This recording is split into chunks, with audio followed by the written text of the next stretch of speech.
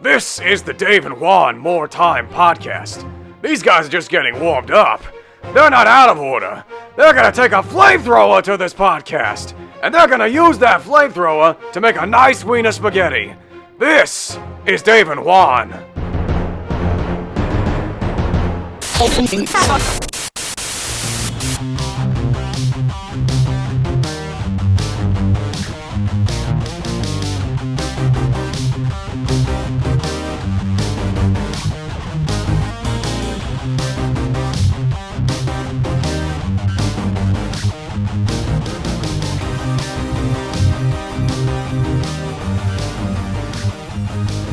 And 3, 2, 1.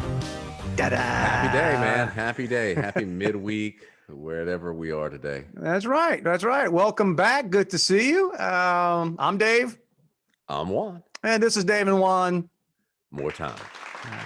I almost forgot. It's all right, man. We only do it once a week, right? It's not like we're on the phone. You know, we're not practicing this stuff. It's just boom. And people don't care really when we record this because we normally do it on a certain night. We're doing it an evening earlier because Juan has a very important meeting he wants to be at tomorrow. That's right, man. What do you got tomorrow night? The HOA board elections. Oh no. Yes. So, and my friend, although he has lost the last 2 times, is running again. That's a diehard. There's 6 people running for 5 spots. Oh, so, you know, it could be tight. do you have to be there? No. You vote because of COVID restrictions. You mail in the ballot, and the meeting is actually on Zoom. But each of the people, will give a speech. Now we know, right? We talked about this before. The personality types that tend to get on an HOA, right? But he may be one of the good ones because there's two types. There are the people that want to control everything, or they didn't get elected to anything in high school and was never the most popular and whatever. But by gosh, they get on the HOA and make your life miserable. You got that, but then you got the other type. Like I have a brother-in-law who is more power to him because a little unlike us who get aggravated and talk about it and talk a lot of trash. He got mad enough to like overthrow the HO. Oh, he's in the process of it right now. He basically runs the Facebook page for their very large. If you control the media, 100%. I all the time, and and for good reason, because their HOA, like many, are just insane. They get out of control and they don't. Just ridiculous things, and so you get the 2 types. You get the types that want to run your life, and you get the types that want to come in and get rid of the ones that want to run. But you gotta want to run your life, friend. Oh yeah. He wants. You gonna vote for him? You gonna vote for him? No, man. I'm voting for the other 5. So I'm sure. I'm glad your friend doesn't watch this because he might. You never. He might this time, right? Friend is a loose word. But you're looking a little tan, man. What you got? Not too much, man. Went to Florida for the weekend, and my daughter had her final cheer competition. We're hoping ever. She's decided to focus on other things, but so you're heartbroken about that. I can tell. Yeah. A little beach time, cloud time in the beach, but hey, it was sand and water. I'm good. And then I'm assuming some beverages to go along with that. Some beverages. I rode around some of the areas where I hadn't been. It was Fort Walton. Hadn't really been in that area of Florida for a while. Cruised down Okaloosa Island to the hotel we stayed at on your bachelor party. It was a condo, right? Condo, right behind the Tom Thumb. The Aqua Villa. Yep, still there, man. Because we used to joke about it. We used to call it the Aqua Velva. Yeah, that place must have staying power because there's not much left that is what I would consider like non-chain. It survived my bachelor party, so it's built to last, man. I shouldn't say that. We were actually very well behaved so long ago. But it is funny. You bring the Aqua Yeah, that was one of my bachelor one. That's sad to think back. Here's the deal though. When you get married later, and so I got married at 28. Was I 28 years old? Yeah, it's 28. And by some standards around the country, or these days, right? No, I mean, it's pretty young. Oh, back, when I got married in 93, I think I might have had friends I graduated with waiting on a grandkid. I mean, yeah. Oh yeah. It was close. I had some folks I went to school with. Yeah. We worked with a guy at the radio station. He was a salesman. I won't say his name. I'll tell you later if you don't remember him. He was 32 and was a grandfather. And had a child when he was 16. And that child had a child at 16. Hey, man, when you're good at something, he sold somebody something at 16. That's it. Well, I mean, there you go. But one of the things about getting married later is you have a little more, sometimes a little more money or a little more time to. So that was my thing. It's like, well, I'm waited this long. Let's do a bachelor party. That's. And the funny thing was, there's only a handful of most of my friends were married. Yeah. Okay. And so when I decide that I'm doing a bachelor party in Florida, so we're going to the beach. We're going to spend about 3 days in Fort Walton. We're going to build a bar. And when I say build a bar, I didn't say build a bear like the workshop, build a bar on the beach. And I'm making all these plans to do this stuff. Most of my really good friends, married friends, ain't happening, Dave. We ain't. So a few of them came, but it was mostly the younger. Heck, I had guys on my bachelor party with me for 3 days. I didn't know who they were, man. The friend of the friend. They were in the caravan. And they ended up being cool guys. But I had like 13, 14 guys, including you or not. I remember you were funny because we hadn't seen each other in forever back then. Yeah. And again, this was before, you can call or text or you were invited. Right. You said, I'm going to try to make it. Yeah, because I worked. I mean, I remember I drove up on the Friday after work, called somebody from a payphone as I was getting in to Florida, got to the hotel, and there was a note on the door. From me. Rick Springfield is at Toucans. See you there.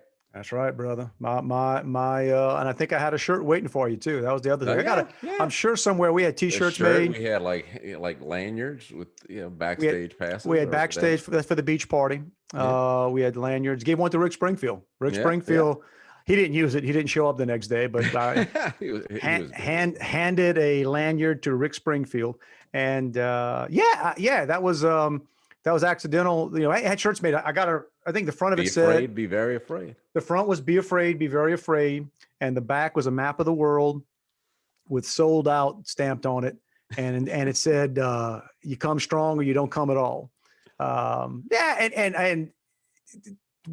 I remember we didn't know when we got there that Rick Springfield was playing this club, and you weren't there yet. You were, and we were playing pitch and putt or something. We were doing something outside besides sitting at a pool.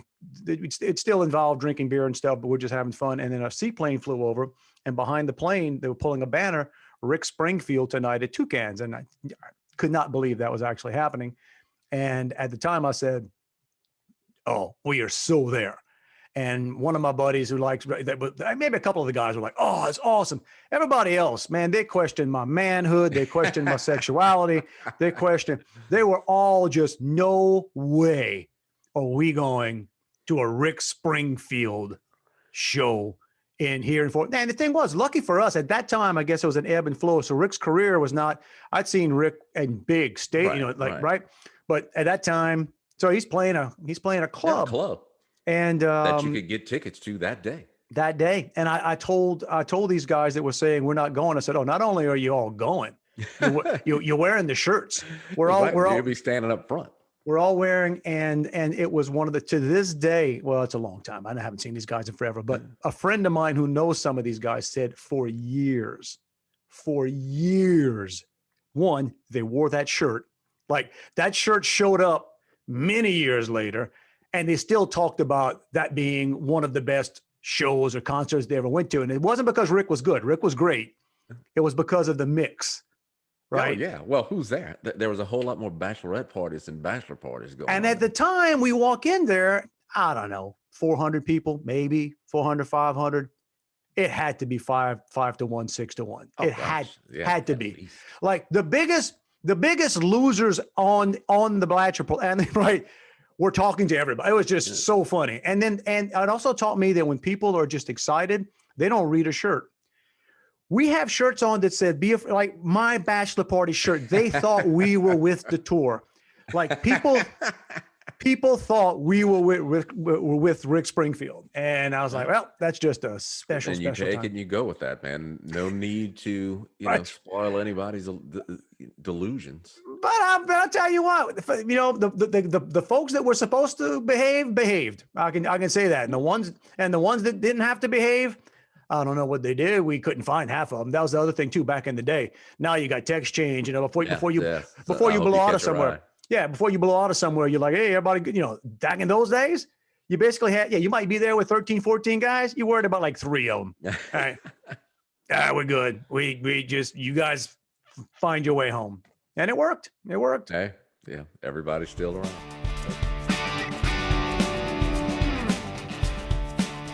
Talk about that trip.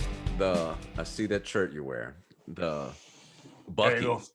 Buc-ee's, baby. So I had never been to Buc-ee's. Buc-ee's. Yeah, Buc-ee's. My wife has been. Everybody I know has been. Back in 2016, before the big flood in the Baton Rouge area, Buc-ee's was actually supposed to open. Right. Yeah, I remember that. In Baton Rouge. Let me tell you, you'd have sworn that Moses was about to part the sea so the Buc-eeites could come into Baton Rouge. Yeah. The hysteria was just out of control. Still, to me, I've passed by the one going to Houston a couple of times. It looks like, a big convenience store. 100%, right? There's one on the way to Florida now, just on the other side of Mobile, somewhere right there around Foley, I guess. So, of course, my wife, who's been to the one, who's got the shirts, we've got to stop on the way. Not impressed, man. The Dave and Juan More Time podcast would like to apologize for how absolutely incredibly wrong Juan is on this topic. On behalf of management, please accept our apology. You kidding me? Oh, man. I thought it was like, dude, if Walmart were in a shotgun house. Oh, man. Just a narrow Walmart. That's all I got. You walked in with the wrong attitude, man, dude. I was ready to be Buc-ee's doesn't. Did you go to the bathroom? I did. It was pretty clean. What? That's like saying Michael Jordan was pretty good. Buc-ee's has the best bathrooms of. I would put a Buc-ee's bathroom up against most upper end hotels. No lie. Dude, I'll promise you. I wasn't inspecting. So man, listen. Well, you didn't do it back in the day when if you, especially when you had kids. Because think about it. And it was actually great marketing when Buc-ee's started, because their billboards were all about going to the bathroom. They still have a ton. You'd hit Texas and it says, but they're mostly in Texas, right? Well, up until a couple of years ago, they were all in Texas, right? It's crazy success story. They're amazing. I mean, listen, they have an insane business and pay well too. That's no lie. They post when you walk in. I mean, Buc-ee's employees make. I'm not kidding. But because they're not inexpensive. Like the stuff in Buc-ee's is not. You'd have billboards that say things like Buc-ee's 170 miles away. You can hold it. And I'll have to find some. That's some really funny and even much funnier about just that plays on bathroom.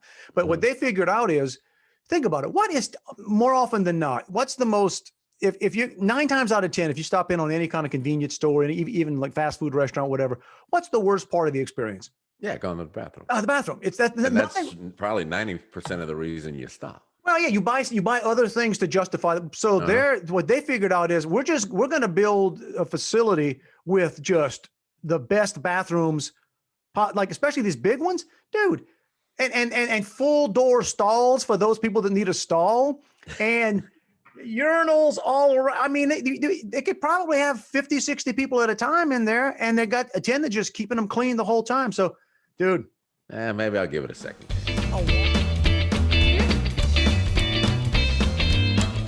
I actually had another call had to be on a video, WebEx.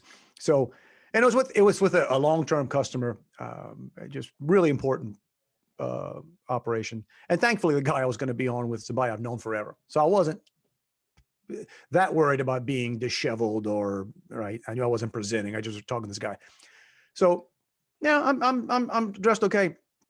As I'm walking toward to get to come up the stairs, I see my cat's outside, and I'm gonna see if she wants to come in. You know, open the door. So she starts to come in, but then she turns around on a beeline and heads to the back fence. And she's stalking something, but she's crazy. She's a cat, you know. I mean, she could be stalking a shadow. I don't know, but she's sort of on it. And I was like, well, what's she doing?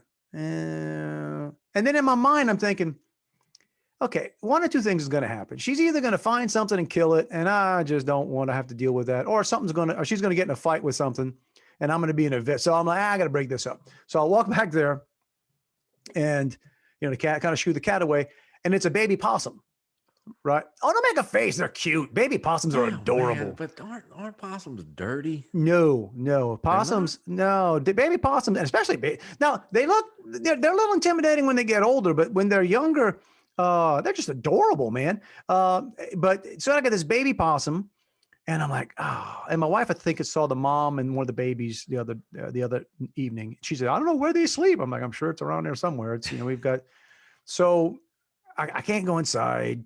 I can't, because the cat won't go inside now, and I'm not walking up. So I was like, okay, and I don't know why. I just all of a sudden I adopt okay, I am now responsible for the safety of this possum. What am I going to do? And I got to have more wildlife. And I got to be. I know. Well, and so I said we got to be on. I got to be on a call in 5 minutes. I got to be on camera in 5 minutes. Okay, I go into my garage. Have a fishing net. Come back out. I'm thinking the possum's probably not going to move. Right. Come back out. Because I ain't touching it. I'm not going to grab the thing. And I'm trying to, it's kind of moving around the bush. And I'm just talking to it, say, hey, buddy, I'm just trying to help you. I'm just trying to save you. You ever find yourself trying to do something with an animal where you're having a conversation with an animal? You probably don't. You don't like bugs. All right. Well, that's me. I'm trying to reason with a baby possum, or maybe an adolescent possum. Let's say that. Finally, so I get it in the net. I get the net on it. And I'm sure this thing is scared, but I'm like, what are you doing? And does he's just pretending to be asleep? No. They don't do that. That's not real. It's real, but what happens is when a possum is doing that, they think now, like doing studies. And why do I watch Joe Rogan? That's why Joe Rogan actually talked about this, or somebody did, that when a possum that playing like they're dead, they're not really playing. They get overwhelmed and it's not, they ain't faking. Their system basically shuts down. Gotcha. So the stress just hits them and they shut down, and they just assume be dead, but they're not pretending. They're just out. Like the fainting goats. Okay. So, well, it's not. So then I got to okay, great. So now I've got a baby possum in a net. I got to be on camera in 4 minutes. Where can I put this thing until I can't bring it inside? So then I realized I have a couple of old garbage cans with no lids off to the side, not being used. Great. They're clean too. So I know you can't crawl out of a garbage can. So put them in the garbage can or whatever. Yeah. Then I realized the cat's going to jump in, right? So I got to go put it in the garage. So I got to open the garage, go put it in. I got 3 minutes to be on camera. Get it all fixed up and okay, there you go. I'm just talking to the possum. I'll come back to relocate you. Be good. I'll see you in a little while. Be good, possum. And then this is so me. I'm like, I got 3 minutes. The thing's probably hungry. I run inside. I get a banana. Possum food? Oh, banana. I grabbed the banana and some pecans, figuring because put that down there, get in the garage, log on a minute before my thing. And he's a friend of mine too. And we were talking, we had about a 30-minute thing we had to do. And, and when it was done, he says, what you doing on the rest of the day? I said, well, first thing I got to go do is go relocate a possum. So where's the possum now? Back in my yard, because I was gonna bring it to where I take walks and runs and stuff. Right, you could have fed it to that alligator. That's what I was thinking. I said, oh man, that'd be kind of mean. I'm gonna go turn it loose on an area with alpha predators there, and the other part of me was like, when my wife saw it literally 2 or 3 days ago, it was hanging out with the mom. So I'm thinking the mom might be around, and I don't know. I'm not a vet. I'm not a possum specialist. I don't know when they're weaned. Is this possum ready to? Yeah, is he gonna just starve to death? Is this? Yeah, right. So I'm thinking, well, you've been making it this far. You got it. You got to this point in your life so far. So I'm just gonna make sure my cat's inside. And I went back around my garage where there's like everybody has that space between the fence and the garage back there. And we got all kinds of vines growing. And, it's one of these, it looks like nature. I'm like, oh, that's probably home. So I set it loose and who knows? Yeah, possums are cool. Possums are actually great. They eat ticks. You didn't know that. They eat ticks. They eat they eat problem insects. They do not carry rabies. The fact I know these things, I must be watching. Well, you went all off wildlife last week. I'm watching stuff kill each other. Yeah, but here's my point on that about how weird we are about the animals we like and don't like, and we base it on whether or not we think they're cute. Yeah. Raccoons. Everybody loves raccoons. Are trash, man. Trash pandas. That's what they are. Have you ever seen the memes? It's a trash panda. Yeah, dude. I know this girl who, and she's a massive animal lover. Her and her husband have a camp down at Lake Verret. And this girl will take in like stray possums, which what's a stray? I mean, not possum, a stray raccoon. What on earth is a stray raccoon? I don't know. That's a disease carrying rodent, or abandon or whatever. And then feed them. And they're always all around. They're crawling on her. But one time, they, I guess, forgot to lock the door to the camp. So you can only get there by boat. So it's not, you're not getting robbed just so. Right. Coons got in the camp and got into everything, tore up everything, used the bathroom over everything, scattered everything all around it. And she thought it was cute. And it's like, Okay. That's the second insane friend you talk about. On this podcast, man. But I'm gonna put you on 2.5 insane because you didn't like Buc-ee's, man. Come on. I can't believe I wore this shirt. You said, hey, I'm gonna tell you about my first Buc-ee's experience. And I'm thinking, Juan's gonna be all pumped up, man. He finally went to Buc-ee's. No, not so much. I said the other thing. You don't wanna take on a raccoon, right? You would think they spook, but don't press your luck. That's the general rule with most animals, right? Just don't press your luck. Yeah, nah. So what do raccoons eat when there's not garbage around? Anything. They eat anything. They'll eat. They'd love to eat fish if they catch it. They'll dig stuff up. It's like a lot of these animals. They eat, but that's actually one of the problems with these, with the campsites. They pretty much, a lot of them, however long they live, they just eat campsite stuff all their lives because people feed them. It's a mess, but whatever. I wouldn't let them crawl on me. That's for sure.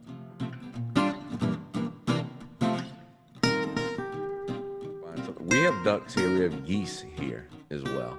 Geese are mean. Geese are mean. Yeah. They're pretty though. I like to hear them flying in. They're fantastic. They're fantastic. Here's what I was about to say. They're fantastic watchdogs. But they really are. Geese, if you have they're very protective. In fact, geese will protect chickens if you have a long, and same thing with peacocks. Man, the animal knowledge, I am just like, dude, all this wasted information I have that is just, wow, this is the podcast. I just get to use it all. Peacocks are exceptional guard animals for chickens and the all like. Right. I'll tell my chicken friends that. Peacocks will run off dogs. They'll run off. I don't know how they do against a fox, but Yeah. Well, here, 2 stories related to that real quick. So when I was in college, the first place I lived, I can remember riding my bike, and down the street, somebody had a 3-legged dog, and it was missing a front leg. And that dog would freaking chase you like there was nothing coming out, man. And I'm sitting there saying, how embarrassing is this going to be if I get caught by a 3-legged dog? So never did. But look, they're fast, man. Yeah. Hey, that's why it's funny. We're like on the top of the food chain, I guess, but only because, thank God, dude. Put it this way: you could not whoop a 3-legged dog if you tried. No. I'm weird this way. I always imagine, and I know they've made movies, I'm sure. I guess Alfred Hitchcock, The Birds was one of them, and whatever. But I've always been fascinated by the fact that animals don't realize man, y'all can take us. Like any given day, any given day. If the animals ever figured out, like, wait a minute, they can't even fight. They can't run. They're not fast. Right. You catch them when they ain't got a gun in their hand. Yeah. You know, good grief. A wasp can run you up a tree. I mean,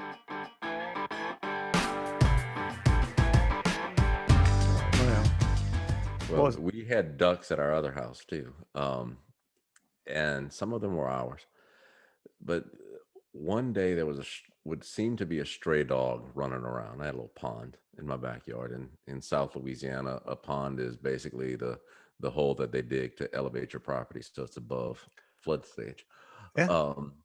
And so it was probably this time of year when the ducks are just hatching, and this dog kept getting in the pond chasing the ducks, and I think he got one of them and killed it.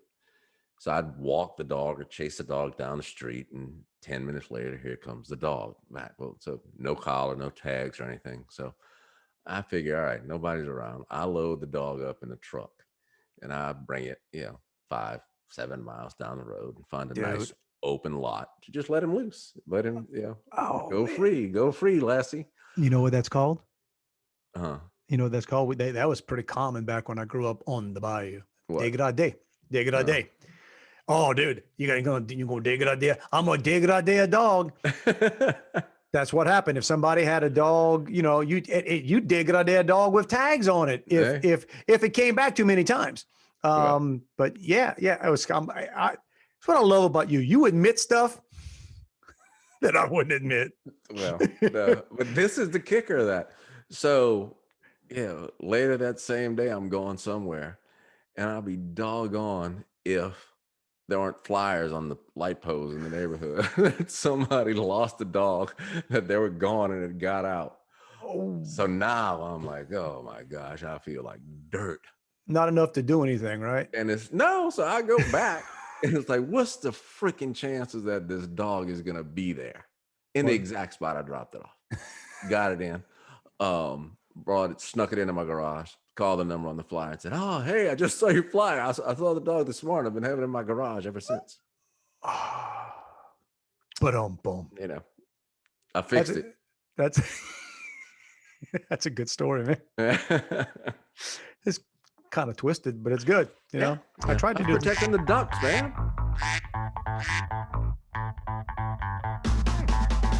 No, I don't. The only thing I Dey-Grah Dey these days is squirrels, and because squirrels are another one squirrels are rats. They get the advantage. Everybody, oh, squirrels are cute. No, they're not. They're tree rats with prettier tails. And everybody loves squirrels until they start chewing on your house. Right, or chewing on No. I had like $1,400 of damage on my house up in the eaves, and one of them chewed out those turbines before we had. So I had a hole in my roof from squirrels, and that's when you just declare it's war. And I have two ways of handling it. So I have these have a heart traps that you can catch them and doesn't kill them. Mm-hmm. So I set that with bait and everything. And when you get a new batch of dumb squirrels, they'll keep getting in there. They learn. They're the smart animals. They'll learn. And the ones that don't get in there, I may or may not have a more. So if they get in the trap, they live. And if they get in the trap, I bring them some, to a body of water, a nice area. I upgrade them. I got nice trees, but I bring them to a place that's, but the ones that don't get in the trap, not so lucky. You might, you're not going out in the same container that the other ones did. But all right, that time of the week, push the button. Let's see if it's stuck. Fingers. Yeah, let's see if it stuck the tape this time. I hope it did. We'll see whether or not this is the animal edition. Wild Kingdom. That's right, man. Was that guy Marlon Perkins? Yep. See you next week on Mutual of Omaha's Dave and Juan. Wild Kingdom. Oh, man. All right. Well, by the way, we're signing off. Hey, it's Dave and Juan at protonmail.com. We love hearing from you. Please hit us up and suggestions. Check us out on Facebook. Subscribe to the YouTube channel where you can see not just this episode, but all of the past episodes. Send us your comments. We love those. Yep. We may or may not make fun of it. That's right. Yeah. Share it with your family and friends, and especially the people you don't like, right? Just we'll make fun of them too. But anyway, this is fun. We enjoy doing it. It's a lot more fun when you're here. So thank you for that. And I think next Monday, sound about right? 7 o'clock. 7 o'clock. You got it. All right, man. Love you, buddy. Peace. See you, man.